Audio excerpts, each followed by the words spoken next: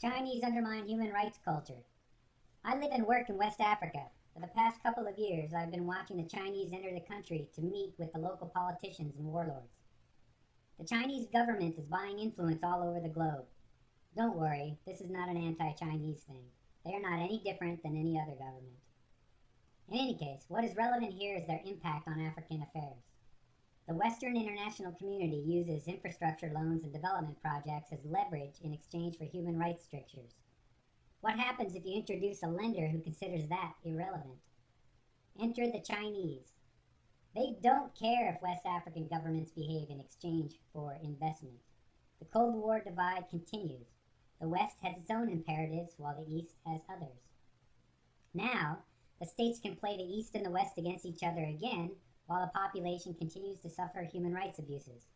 Not that Western leadership has improved anything for the downtrodden over the past couple of decades.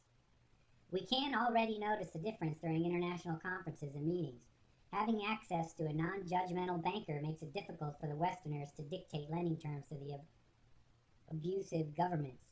You dig? You get what I'm saying? So we got an African president. He's offered a couple $100 million by the Chinese who don't care what he does with his population. So he takes the money and takes infrastructure projects. Then you have the European Union come over and say, hey, we'll give you $100 million.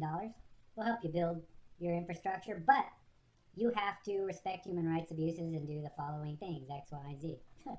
Me, I'm an African dictator or voted representative. Man, I'm going to take the Chinese money.